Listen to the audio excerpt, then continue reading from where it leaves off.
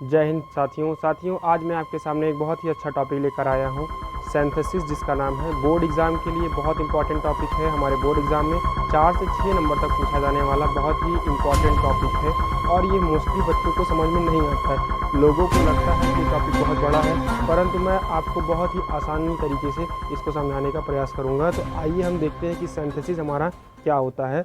बात करते हैं साथियों सिंथेसिस की। सिंथेसिस की। सिंथेसिस का हिंदी मीनिंग होता है संश्लेषण, या फिर इसको हम क्या कह सकते हैं, संयोजन कह सकते हैं। क्या कह सकते हैं साथियों, संश्लेषण या संयोजन। बात करते हैं सिंथेसिस की। तो सिंथेसिस क्या होता है कि दो या दो से अधिक सिंपल सेंटेंसेस को जब हम आपस में जोड़कर कोई सिंपल सेंटेंस बना लें, कोई कॉम्प्लेक्स सेंटेंस बना लें या कोई कंपाउंड सेंटेंस बना लें, उसी चीज़ को हम क्या कहते हैं, सिंथेसिस कहते हैं। परंतु ध्यान रखने वाली बात यह है कि जितने भी सेंटेंसेस को हम आपस में जोड़ेंगे उन सभी का अर्थ क्या होना चाहिए, बस सेम होना चाहिए। मतलब उनके अर्थ में कोई भी प्रकार का अंतर नहीं आना चाहिए। तो दोस्तों, सिंथेसिस पढ़ने से पहले हमें कुछ बहुत इंपॉर्टेंट टॉपिक्स पढ़ने हैं, जिसको पढ़े बिना हम सिंथेसिस को समझ नहीं सकते। तो वो इंपॉर्टेंट टॉपिक हमारे क्या हैं, वो इंपॉर्टेंट टॉपिक जैसे कि हमारा क्या है, वर्ब है। तो हमें वर्ब के बारे में थोड़ा बहुत जानकारी होनी चाहिए। दूसरा हमारा क्लॉज है, क्लॉज के बारे में जानकारी होनी चाहिए। और तीसरा हमारा क्या है, फ्रेज है। तो फ्रेज के बारे में हमें थोड़ी सी जानकारी होनी चाहिए। तो साथियों, हम एक एक करके आपको वर्ब, क्लॉज और फ्रेज को समझाने का प्रयास करेंगे। उसके बाद हम सिंथेसिस को अच्छे तरीके से स्टार्ट कर पाएंगे। तो आइए देखते हैं वर्ब हमारा क्या होता है। साथियों, हम देखते हैं वर्ब क्या होता है। तो वर्ब का अगर हिंदी मीनिंग की बात करें तो क्रिया होता है, जिसको हमने बचपन से पढ़ा है। Action words are verb. सभी एक्शन मतलब क्रिया किए जो भी काम करते हैं उसी को हम क्या कहते हैं, वर्ब कहते हैं। तो वर्ब को हम मेनली 2 मेजर पार्ट में डिवाइड करते हैं। पहला हमारा क्या होता है, मेन वर्ब होता है, और दूसरा हमारा क्या होता है, ऑक्सिलरी वर्ब होता है। क्या होता है साथियों, पहला हमारा मेन वर्ब होता है, दूसरा हमारा क्या होता है, ऑक्सिलरी वर्ब होता है। तो हमें पढ़ना क्या है, मेन वर्ब पढ़ना है। मेन वर्ब के भी कितने पार्ट होते हैं साथियों, 2 पार्ट होते हैं। पहला फाइनाइट वर्ब होगा और दूसरा क्या होगा साथियों, नॉन फाइनाइट वर्ब क्या होगा, दूसरा क्या होगा, नॉन फाइनाइट वर्ब। तो फाइनाइट वर्ब क्या होता है, हम जानते हैं कि ऐसी वर्ब जो सेंटेंस के सब्जेक्ट के नंबर, पर्सन या सेंटेंस के टेंस के अनुसार क्या हो जाती है, चेंज हो जाती है, उसको हम क्या कहते हैं, फाइनाइट वर्ब कहते हैं। और ऐसी वर्ब जो सेंटेंस के सब्जेक्ट के नंबर, पर्सन या सेंटेंस के टेंस के अनुसार चेंज नहीं होती है, उसे हम क्या कहते हैं साथियों, नॉन फाइनाइट वर्ब कहते हैं। तो देखते हैं फाइनाइट वर्ब क्या होती है। ऐसी वर्ब जो सेंटेंस के नंबर, पर्सन या टेंस के अनुसार क्या हो जाती है साथियों, चेंज हो जाती है, बदल जाती है, उसी को हम क्या कहते हैं, फाइनाइट वर्ब कहते हैं। उसको हम क्या कहते हैं, फाइनाइट वर्ब कहते हैं। और ऐसी वर्ब जो सेंटेंस के नंबर, पर्सन या टेंस के अनुसार नहीं बदलती, उसे हम क्या कहते हैं, उसे हम नॉन फाइनाइट वर्ब कहते हैं। उसे हम क्या कहते हैं साथियों, नॉन फाइनाइट वर्ब कहते हैं। नॉन फाइनाइट वर्ब की बात करें तो नॉन फाइनाइट वर्ब में मुख्यतः 3 प्रकार की वर्ब आती हैं। पहला हमारा क्या होता है, इन्फिनिटिव, दूसरा हमारा जीरंड होता है, और तीसरा हमारा क्या होता है, पार्टिसिपल। ये सारी वर्ब क्या होती हैं, हमारी नॉन फाइनाइट वर्ब होती हैं। तो आइए साथियों, हम कुछ एग्जाम्पल देखते हैं फाइनाइट और नॉन फाइनाइट वर्ब के। साथियों, अभी मैंने आपको समझाया कि फाइनाइट क्या वर्ब क्या होती है, नॉन फाइनाइट वर्ब क्या होती है। तो इसको मैं कुछ एग्जाम्पल के माध्यम से आपको और क्लेरिफाई करने की कोशिश करूंगा कि फाइनाइट वर्ब क्या होती है और नॉन फाइनाइट वर्ब क्या होती है। तो आइए देखते हैं। जैसे कि पहला सेंटेंस की बात करते हैं तो लिखा है आई एम ए टीचर। आई के साथ जो हमारी हेल्पिंग वर्ब आई है वो क्या आई है, एम आई है। नेक्स्ट सेंटेंस में देखते हैं दे आर टीचर्स, वे सब क्या हैं, अध्यापक हैं। तो दे के साथ क्या आ रही है, हेल्पिंग वर्ब आर आ रही है।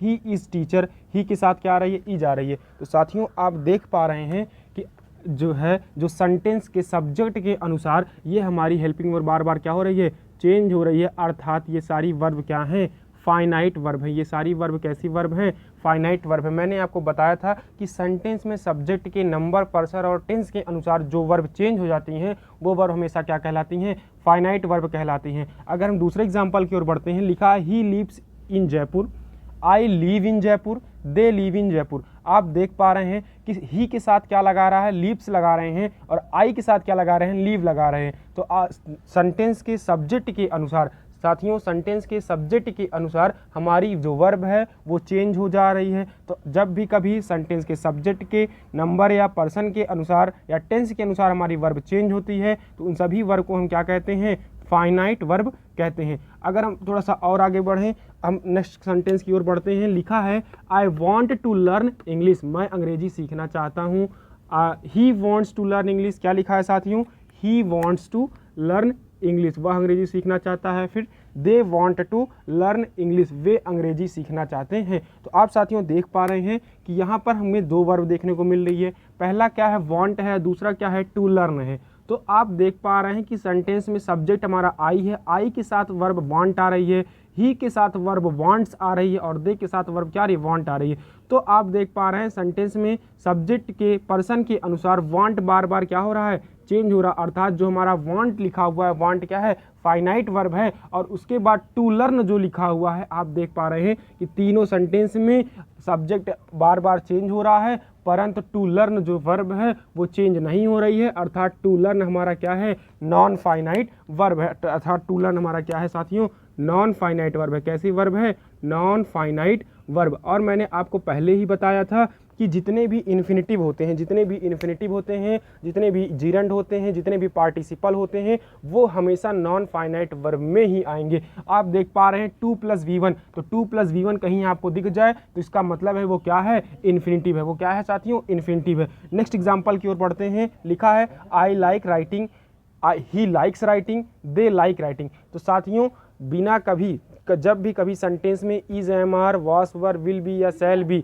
ना दिया हो और वर्ब में आईएनजी दी हो, ध्यान दीजिएगा मैं क्या बोल रहा हूँ कि सेंटेंस में इज, एम, आर, वास, वर, विल बी या शैल बी ना दिया हो और वर्ब में आईएनजी लगी हो, तो आप उसको समझ जाएंगे या तो वो वर्ड जीरंड होगा या फिर वो वर्ड पार्टिसिपल होगा। तो यहाँ पर आप देखिए साथियों कि यहाँ पर हमें दो वर्ब देखने को मिल रही है। पहला लाइक है, दूसरा क्या है, राइटिंग है। तो लाइक सब्जेक्ट के अनुसार बार बार चेंज हो रही है। आई के साथ लाइक लिखते हैं, ही के साथ लाइक्स लिखते हैं, दे के साथ फिर क्या लिख रहे हैं, लाइक लिख रहे हैं। परंतु राइटिंग, उसी जगह राइटिंग हमारा जो वर्ब है वो चेंज नहीं हो रही है। तो अर्थात राइटिंग क्या है हमारा, राइटिंग हमारा नॉन फाइनाइट वर्ब है। राइटिंग कैसी वर्ब है हमारा साथियों, नॉन फाइनाइट वर्ब। राइटिंग कैसी वर्ब है, नॉन फाइनाइट वर्ब है। और जो हमारा लाइक्स है, लाइक, ये हमारा क्या है, फाइनाइट वर्ब है। ये हमारा क्या है साथियों, फाइनाइट वर्ब है। जब भी कभी वर्ब ऐसी वर्ब जिसमें जो है आईएनजी आ जाए, कब,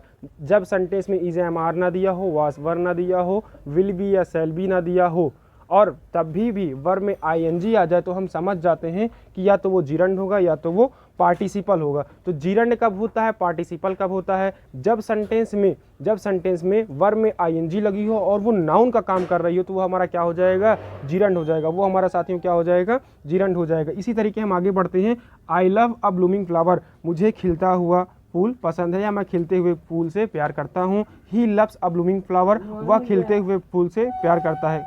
तो यहाँ पर आप देख पा रहे हैं साथियों, लव क्या हो रहा है, बार बार सब्जेक्ट के अनुसार क्या हो रहा है साथियों, चेंज हो रहा है। लेकिन यहाँ पर ब्लूमिंग हमारा चेंज नहीं हो रहा है। अर्थात ये लव क्या है हमारा, लव हमारा फाइनाइट वर्ब है और ब्लूमिंग हमारा क्या है, नॉन फाइनाइट वर्ब है। ब्लूमिंग हमारा क्या है, नॉन फाइनाइट वर्ब है। यहाँ पर ब्लूमिंग क्या कार्य कर रहा है साथियों, सेंटेंस में ब्लूमिंग हमारा एग्जेक्टिव का कार्य कर रहा है। सेंटेंस में ब्लूमिंग हमारा किस चीज़ का काम कर रहा है, एग्जेक्टिव का काम कर रहा है। जब भी कभी सेंटेंस में वर्ब प्लस आईएनजी दी हो, वर्ब प्लस आईएनजी दी हो और सेंटेंस में वो जो वर्ब में आईएनजी लगी है वो एग्जेक्टिव का काम करे, तो उसे हम क्या कहेंगे, हम साथियों पार्टिसिपल कहते हैं। और ये भी हमारा क्या है, नॉन फाइनाइट वर्ब है।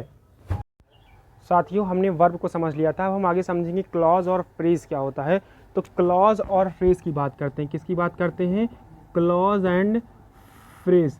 तो क्लॉज भी हमारा ग्रुप ऑफ वर्ड होता है और फ्रेज भी हमारा क्या होता है, ग्रुप ऑफ वर्ड होता है। दोनों में डिफरेंस क्या है, क्लॉज को हम सेंटेंस भी कह सकते हैं, क्लॉज को हम क्या कह सकते हैं, सेंटेंस भी कह सकते हैं। मतलब जिसमें सब्जेक्ट और वर्ब दोनों हों वो क्लॉज होगा, जिसमें सब्जेक्ट और वर्ब नहीं होगा वो फ्रेज होगा। तो साथियों हम देखते हैं क्लॉज क्या होता है, क्लॉज क्या होता है, तो जिसमें क्या हो, subject plus main verb, subject plus main verb हो, सब्जेक्ट प्लस मेन वर्ब हो, उसे हम क्या कहेंगे साथियों, क्लॉज कहते हैं। अगर हम एग्जाम्पल की बात करें तो राहुल लाफ्ड,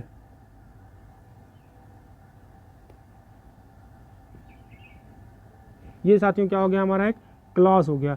और इसी में अगर हम लिख दें इन द क्लास, तो इन द क्लास हमारा क्या हो जाएगा, ये फ्रेज हो जाएगा। ये साथियों हमारा क्या है, फ्रेज है, और ये हमारा क्या है, क्लॉज है। इसी तरीके कुछ और एग्जाम्पल हम देखते हैं। जैसे कि मैंने बोला साथियों, एज ही सॉ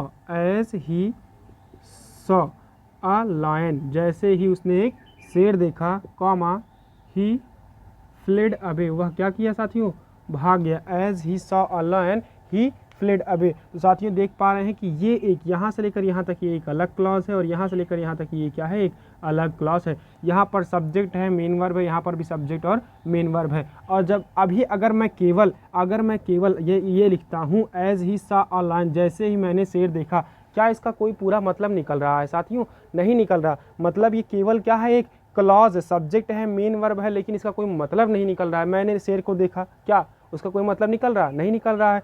तो सेंटेंस और क्लॉज में डिफरेंस यही होता है। सेंटेंस का मतलब होता है कि एक group of word which makes a complete sense, मतलब शब्दों का ऐसा समूह जिसका कुछ मतलब निकले, उसे हम वाक्य कहते हैं, उसे हम सेंटेंस कहते हैं। परंतु क्लॉज में ऐसा नहीं होता। ग्रुप ऑफ वर्ड हो, सब्जेक्ट और मेन वर्ब हो, और उसे ही हम क्या कहते हैं, क्लॉज कहते हैं, उसका मतलब निकले या फिर ना निकले। तो जैसे पहला क्लॉज हमारा क्या हो गया, as he saw a lion, दूसरा क्लॉज क्या हो गया, ही फ्लेड अवे, दूसरा क्लॉज क्या हो गया, ही फ्लेड अवे। अब इन दोनों, ये पहली क्लॉज हो गई, ये दूसरी क्लॉज हो गई। अगर इन दोनों क्लॉज को हम साथ में जोड़कर बोलें तो क्या बोलेंगे, as he saw a lion, क्या बोलेंगे साथियों, as he saw a lion he fled away, शेर को देखते ही वह भाग गया। तो अब यहाँ पर आप देख पा रहे हैं इसका कुछ मतलब निकल रहा है, ग्रुप ऑफ वर्ड्स हैं, इसका कुछ मतलब निकल रहा है। तो मतलब ये हमारा क्या हो गया, ये एक सेंटेंस हो गया। As he saw a lion एक क्लॉज है, ही फ्लेड अवे दूसरी क्लॉज है। दोनों क्लॉज को आपस में हमने कंबाइन कर दिया, कंबाइन करने के बाद हमें क्या मिला, एक सेंटेंस मिल गया। तो साथियों मैं आपको सेंटेंस समझाने का प्रयास किया, क्लॉज समझाने का प्रयास किया, फ्रेज समझाने का प्रयास किया, और वर्ब। तो उम्मीद करता हूं कि आपको ये सारी चीज़ें आपको समझ में आ गई होंगी। अब मैं आगे आपको सिंथेसिस के टॉपिक पर चलता हूं कि सिंथेसिस में क्या पढ़ना है और कैसे कैसे पढ़ना है। साथियों जैसा कि मैंने आपको बताया था, सिंथेसिस का हिंदी मतलब संश्लेषण या संयोजन होता है। क्या होता है, संश्लेषण या संयोजन होता है। तो मैं फर्स्टली आपको क्या करूंगा, एक क्वेश्चन दूंगा और उससे मैं आपको दिखाऊंगा कि वो अलग अलग सिंपल सेंटेंस कैसे हम कंबाइन करके उसको सिंपल फॉर्म में बनाते हैं, कॉम्प्लेक्स में बनाते हैं और कंपाउंड बनाते हैं। पहले मैं एक क्वेश्चन को आपको करवाऊंगा, उसको समझाने का प्रयास करूंगा और आपको ये पहचानना सिखाऊंगा कि कौन सा सेंटेंस सिंपल है, कौन सा सेंटेंस कॉम्प्लेक्स है और कौन सा सेंटेंस कंपाउंड है। उसके बाद फिर मैं आपको जो है सेंटेंस को अच्छी तरीके से सिंथेसिस को पढ़ाने का प्रयास करूंगा। साथियों जैसा कि अभी तक हमने क्या किया था, हमने सिंथेसिस के बेसिक पॉइंट्स को समझ लिया था। अब हम क्या करेंगे, अब हम सिंथेसिस में देखेंगे कि हम दो या दो से अधिक सिंपल सेंटेंस को मिलाकर कैसे सिंपल सेंटेंस बनाते हैं, कैसे कॉम्प्लेक्स बनाते हैं और कैसे कंपाउंड बनाते हैं। हम इन तीनों सेंटेंसेस को कैसे पहचानेंगे कि कौन सा हमारा सिंपल है, कौन सा हमारा कॉम्प्लेक्स और कौन सा हमारा कंपाउंड है, इसको हम आपको एक एग्जाम्पल के माध्यम से समझाने का प्रयास करेंगे। तो आइए हम देखते हैं हमारा एग्जाम्पल क्या है। जैसा कि दोस्तों आप देख पा रहे हैं, ही सॉ अ लायन, मैंने एक शेर को देखा, उसने एक शेर को देखा, ही फ्लेड अवे, वह भाग गया। ही सॉ अ लायन, उसने एक शेर को देखा, ही फ्लेड अवे, वह भाग गया। तो साथियों आप देख पा रहे हैं कि सेंटेंस की जो मीनिंग है वो क्या निकल के आ रही है। अब मैं क्या करूंगा, इसी सेंटेंस को सिंपल में कन्वर्ट करूंगा, कॉम्प्लेक्स में कन्वर्ट करूंगा और कंपाउंड में भी कन्वर्ट करूंगा। और मैं आपको दिखाऊंगा कि सेंटेंस वही है, उसकी मीनिंग वही है, लेकिन उसके लिखने का तरीका चेंज हो गया है, स्ट्रक्चर चेंज हो गया है। तो जो लिखने का तरीका है, जो स्ट्रक्चर है, स्ट्रक्चर जो चेंज हो रहा है, इसी प्रोसेस को ही हम क्या कहते हैं, सिंथेसिस कहते हैं, संश्लेषण कहते हैं, संयोजन कहते हैं। तो दोस्तों देखते हैं सिंपल सेंटेंस में, तो हम इसको क्या लिख देंगे, seeing a lion he fled away. क्या लिख देंगे साथियों, seeing a lion he fled away मतलब शेर को देखकर वह भाग गया। तो आप देख पा रहे हैं दोनों सेंटेंस का मीनिंग अर्थ सेम है, परंतु लिखने का स्ट्रक्चर क्या हो गया है साथियों, चेंज हो गया है। तो अगर हम पहचानने की बात करें कि सिंपल सेंटेंस को हम कैसे पहचानेंगे, तो सिंपल सेंटेंस में हमेशा क्या होता है साथियों, फाइनाइट वर्ब, एक फाइनाइट वर्ब होगी, एक फाइनाइट वर्ब होगी और एक क्या होगा, सब्जेक्ट होगा। एक फाइनाइट वर्ब होगी और एक सब्जेक्ट होगा, एक सब्जेक्ट होगा। ये क्या है सिंपल सेंटेंस को पहचानने का तरीका। आप देख पा रहे हैं ये हमारा एक सब्जेक्ट है, ये हमारी एक फाइनाइट वर्ब है। फाइनाइट वर्ब क्या होती है, ऐसी वर्ब जो सेंटेंस के सब्जेक्ट के नंबर, पर्सन या सेंटेंस के टेंस के अनुसार चेंज हो जाती है, उसी को हम क्या कहते हैं, फाइनाइट वर्ब कहते हैं। अर्थात कि जो भी वर्ब सेंटेंस के सब्जेक्ट के नंबर या पर्सन या सेंटेंस के टेंस के अनुसार चेंज हो जाती है, उसी को हम क्या कहते हैं, फाइनाइट वर्ब कहते हैं। साथियों आप सीइंग देख पा रहे हैं, सीइंग हमारा कोई भी वर्ब नहीं है, सीइंग हमारा क्या है, एग्जेक्टिव है। सीइंग हमारा क्या है, यहाँ पर एग्जेक्टिव का कार्य कर रहा है। आगे बढ़ते हैं, हम दूसरा सेंटेंस देखते हैं। दूसरा सेंटेंस हमारा क्या है, कॉम्प्लेक्स है। तो हम इसी सेंटेंस को कॉम्प्लेक्स में चेंज करेंगे, तो इसको क्या लिख देंगे, as he saw a lion, जैसे मैंने शेर को देखा, उसने शेर को देखा, ही फ्लेड अवे, वह भाग गया। तो आप देख पा रहे हैं दोनों सेंटेंसेस की मीनिंग क्या है, सेम है, परंतु इसके लिखने का स्ट्रक्चर क्या हो गया है साथियों, चेंज हो गया है। तो इसको हम कैसे पहचानेंगे कि कॉम्प्लेक्स सेंटेंस कब होगा, तो कॉम्प्लेक्स सेंटेंस में हमेशा क्या होगा, दो सब्जेक्ट और दो वर्ब होगी, दो सब्जेक्ट और दो वर्ब होगी, अर्थात दो क्लॉज होंगे। अर्थात इसका मतलब क्या हो गया साथियों, दो क्लॉज होंगे। आप देख पा रहे हैं एक सब्जेक्ट और एक वर्ब, एक सब्जेक्ट और एक वर्ब। तो कॉम्प्लेक्स सेंटेंस में साथियों क्या होता है, दो क्लॉज होती हैं, मतलब दो सब्जेक्ट दो वर्ब होते हैं, और दोनों क्लॉज, एक क्लॉज डिपेंडेंट होगी और दूसरी क्लॉज क्या होगी, इंडिपेंडेंट। एक क्या होगी, डिपेंडेंट होगी, क्या होगी साथियों, डिपेंडेंट होगी, और दूसरी क्या होगी, इंडिपेंडेंट, और दूसरी क्या होगी, और दूसरी क्या होगी साथियों, इंडिपेंडेंट क्लॉज होगी, इंडिपेंडेंट